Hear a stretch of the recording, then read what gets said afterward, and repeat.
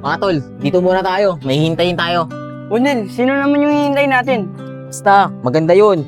Baka kapag nakita mo mabigani ka sa ganda nun.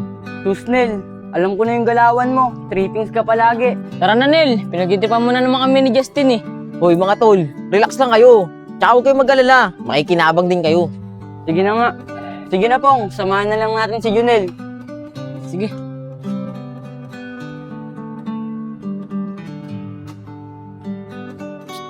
Ayun na yun.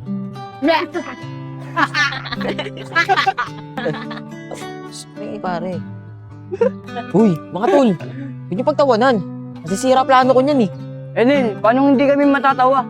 Sabi mo maganda. Si Kuba yun eh. Kaya nga, Nel. Ang lakas talaga ng tama mo. Mga tol, hindi nyo kasi ako naiintindihan eh. Mapera yun. Hindi nyo ba napapansin? Pag kumakain siya sa kantin, ang dami niya laging pagkain. Nel, ano ba yung ibig mong sabihin? Kaya nga, Nel. Diretsuhin mo na kami kung ano yung intention mo doon kay Kuba. Ito kasi plano ko mga tol. Niligawan ko si Kuba. Liligawan niyo daw si Kuba. Hindi kasi ako pangunahan. Pag naging jowa ko yun, peperahan ko yun. Kayo, kung ayaw nyo, ako na lang.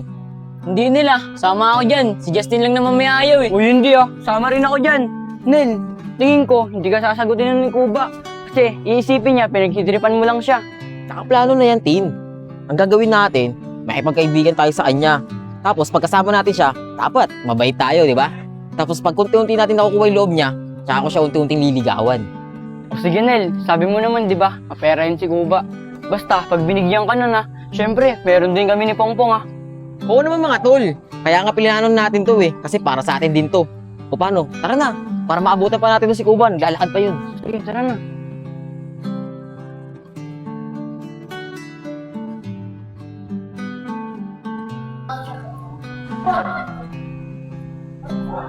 Mga tol, ayun yung babaeng Kuba oh. Tara, bilisan natin para maabutan natin siya. Tara, Nel.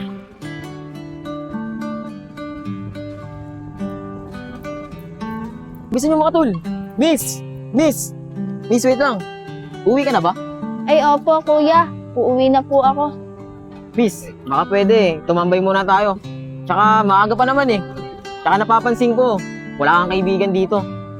Kuya, meron po akong kaibigan. Nauna lang po akong umuwi sa kanya. Umiiwas lang po ako. Marami po kasing nambubuli sa akin. Oo, marami talaga nang bubuli dito. Kaya nga gusto namin makipagkaibigan sa'yo eh. Para di ka na nila mabuli.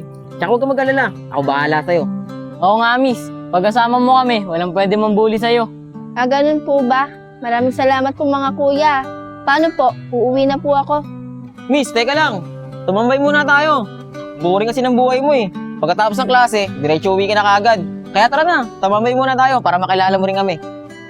Sigurado po ba kayo na hindi niyo ako bubulihin? Baka kasi mamaya pinagtitripan niyo lang ako eh.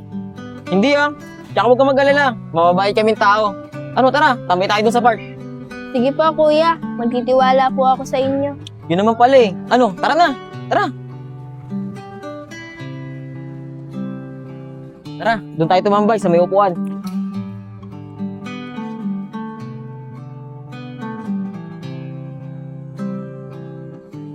Nga pala, miss. Ano nga pala pangalan mo? Ako nga pala si Iya. Wow, ang ganda naman ng pangalan mo. Buti ka pa, kahit sa pangalan nasabihan mo ako na maganda. Samantalang yung iba, puro pang lalait. Huwag ka mag-alala. Simula ngayon, wala na maglalait sa'yo. Nga pala, ako nga pala si Junel. Ito nga pala si Pongpong at ito si Justin, naka-orange. Nel, ano nga ba ulit pangalan niya? Nakalimutan ko kasi. Siya si Iya. Iya. Iya, ako nga pala si Justin. Ako nga pala si Pongpong. Tama nga yung sinabi ni Junel, mabait nga kayo. Oo naman, mabait talaga kami. Tama ka ng kinaibigan. Pasensya na nga pala kayo sa kapansanan ko Kasi kahit ganito, pinili niyo pa rin ako maging kaibigan. Bakit Iya? Wala naman kaming paki sa kapansanan mo ah. Ang mahalaga, kaibigan mo na kami. Nga pala Iya, ano ba kasi nangyari niya sa likod mo? Ay Iya, pasensya ka na kung nabanggit ko yun. Hayaan mo, hindi ko na ulit babanggitin yun. Okay lang yun, Junel. Ang totoo niyan, sabi sa akin ng ate ko, simula nung nag-3 taon ako, unti-unti na tumutubo yung buo sa likod ko. Ah, ganun ba Iya? Pero natanungan niyo na ba yung mga doktor kung nauoperahan ba yan? Hindi ko pa alam eh. Di pa kasi namin natatanong sa doktor. Baka kasi mamaya pag tinanong namin sa doktor, sabihin ng doktor na wala ng pag-asang operahan. Baka kasi mawalan pa ako ng pag-asa. Malay mo, Iya, maoperahan pa yan. Kaya huwag ka mawalan ng pag-asa. Nandito kami mga kaibigan mo. Sana nga, Junel eh. Kaya hindi ako nawawalan ng pag-asa. Kaya sana balang araw, maoperahan pa to. O paano, Junel? Dito na ako ah. Baka kasi hinahanap na ako ni ate.